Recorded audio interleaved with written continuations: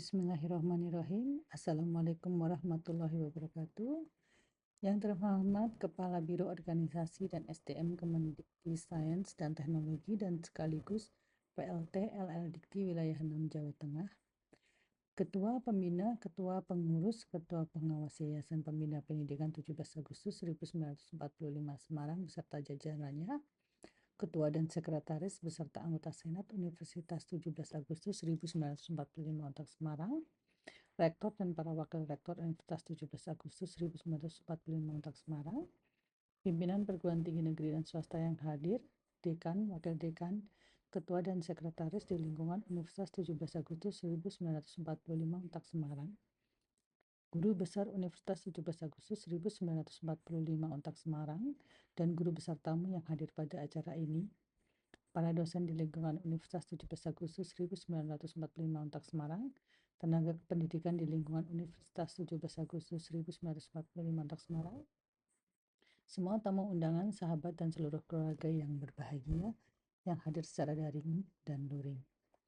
Hadirin yang saya hormati, pada kesempatan ini, izinkan saya memulai dengan konsep utama yang menjadi fokus orasi ilmiah ini, yaitu otentisitas kota. Di era globalisasi yang semakin maju ini, kota-kota di seluruh dunia menghadapi tantangan besar. Globalisasi, urbanisasi, dan modernisasi seringkali mengikis identitas unik di sebuah kota. Namun justru di tengah tantangan inilah otentisitas kota menjadi semakin penting. Otentisitas kota adalah ciri khas yang membuat suatu kota unik seperti bangunan bersejarah, tradisi, atau gaya hidup warganya. Hal ini adalah jiwa kota yang tidak bisa ditiru oleh tempat lain. Di era modern ini, banyak kota mulai kehilangan keunikannya karena tekanan modernisasi. Otentisitas membantu kota tetap menonjol, menarik wisatawan, investasi, dan meningkatkan kebanggaan warganya. Dengan demikian, mempertahankan otentisitas sebuah kota tidak hanya mampu bersaing secara ekonomi, tetapi juga memberikan dampak positif bagi masyarakat dan masa depan kota itu sendiri. Hadirin yang saya hormati, otentisitas adalah keunikan yang membuat sebuah kota hidup dan berbeda dari kota lainnya. Hal ini mencakup bangunan, tradisi, dan bahkan cara hidup masyarakatnya. Hal ini menjadi sedemikian penting karena dengan otentisitas, sebuah kota bisa menjadi destinasi wisata yang menarik, menciptakan kebanggaan bagi warganya, dan membedakan dirinya dalam persaingan global. Otentisitas bukanlah sesuatu yang statis. Ia bergerak, dipengaruhi oleh banyak faktor seperti urbanisasi, modernisasi, dan globalisasi.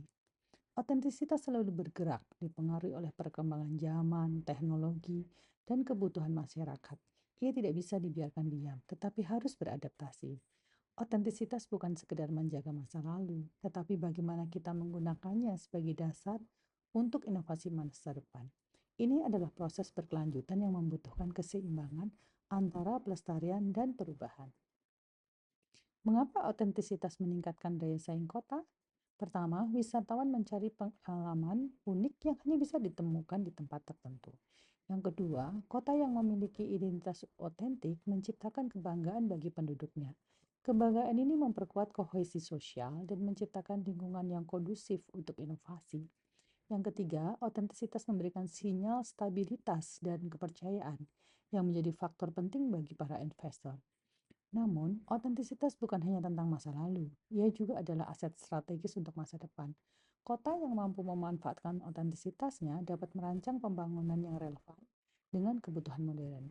Bahwa otentisitas sebenarnya adalah DNA kota, hal yang membuat sebuah kota unik, menarik, dan tidak bisa ditiru. Ini menjadi daya tarik bagi wisatawan, meningkatkan kebanggaan warga lokal, dan menciptakan kepercayaan bagi para investor. Revitalisasi adalah cara untuk menghidupkan kembali kawasan lama dengan memberikan fungsi baru. Contohnya, bangunan bersejarah bisa diubah menjadi kafe, museum, atau pusat seni sehingga tetap terjaga tetapi juga digunakan. Mengapa hal ini penting? Karena untuk memastikan elemen-elemen otentik tidak hilang, tetapi tetap terkontribusi bagi masyarakat, wisatawan, dan ekonomi kota. Hadirin yang saya hormati, teknologi modern tidak hanya membantu melestarikan elemen-elemen fisik, tetapi juga menciptakan cara baru untuk memahami, merasakan, dan menghargai warisan budaya kota. Dengan teknologi, kita bisa menghidupkan kembali narasi sejarah tanpa mengubah atau merusak elemen asli. Dan teknologi apa saja yang dapat digunakan? Pertama, augmented reality (AR) memberikan pengalaman visual interaktif yang menghubungkan masa lalu dengan masa kini. Pengunjung bisa melihat bagaimana sebuah bangunan bersejarah terlihat di masa lampau hanya dengan menggunakan ponsel mereka. Yang kedua adalah virtual reality atau VR, menghadirkan tur virtual yang memungkinkan orang mengunjungi situs bersejarah dari mana saja tanpa mengganggu fisik situs tersebut. Teknologi ini beberapa kali pernah kami gunakan saat ujian sarjana akhir di Departemen Arsitektur Untak. Yang ketiga adalah permodelan 3 dimensi.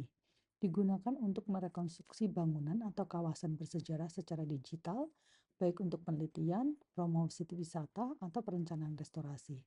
Dalam hal ini, teknologi tidak hanya menjaga otentisitas, tetapi juga meningkatkan pengalaman wisata, mendukung pendidikan, dan memperkuat identitas kota di era digital. Hadirin yang saya hormati, strategi ketiga untuk mempertahankan otentisitas kota yaitu melalui kolaborasi multi pihak. Pelestarian otentisitas kota tidak dapat dilakukan sendirian. Ini adalah tanggung jawab bersama yang membutuhkan keterlibatan. Pemerintah sebagai pengambil kebijakan dan penyedia dana, komunitas lokal sebagai penjaga nilai-nilai budaya dan tradisi, ketiga sektor swasta sebagai mitra pendukung finansial dan teknologi.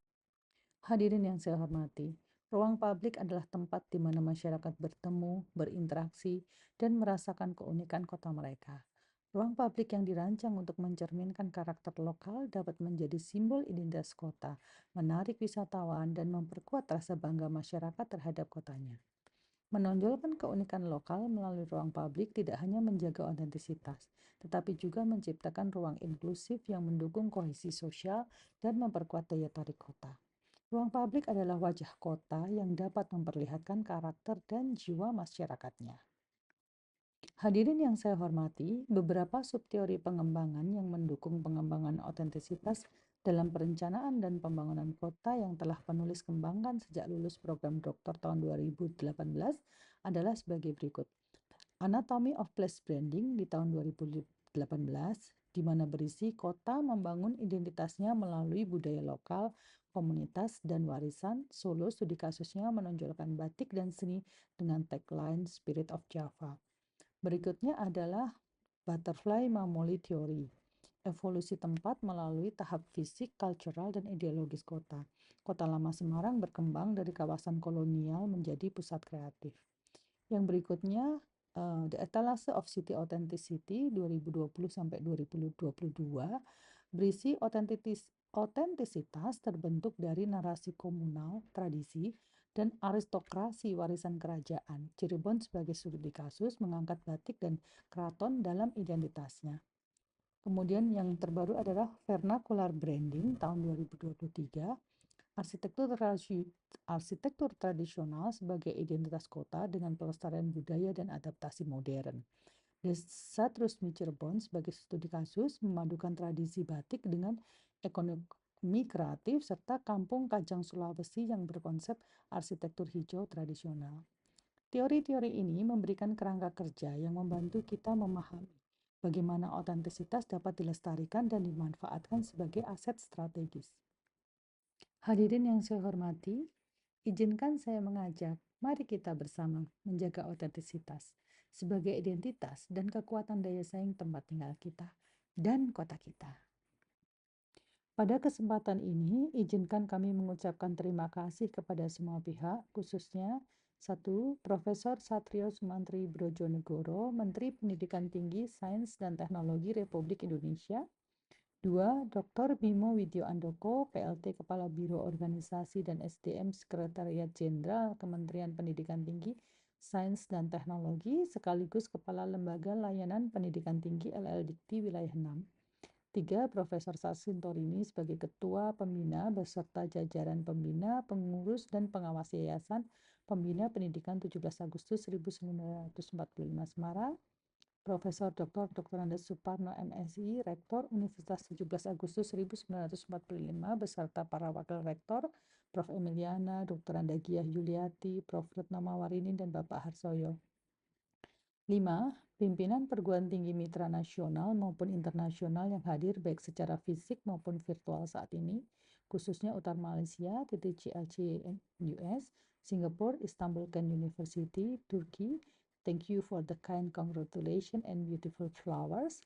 Prof. Retno Werdiningsih, Ketua Tim PAK Untak beserta seluruh anggota tim, Prof. Suparjo, Ketua Senat Untak beserta seluruh anggota Senat, 7. Dekan Fakultas Teknik beserta jajarannya dan Kaprodi Arsitektur beserta jajarannya, 8. Promotor saya, Prof. Atik Suprapti dan kopromotor Bapak hadir di sini, Bapak Dr. Jusron Alisyabana yang ikut hadir di acara ini. Matur nuwun Bapak. 9. Keluarga dan belahan jiwa yang hadir saat ini, Gunawan Hendro Cahyono dan Arcita Permata Sandenawan, serta adik-adik saya, Dr. Edi Wahyuti beserta Dian Septita, dan Teddy Prasetya Yuliawan beserta Hijriah Rahma dan Gibran.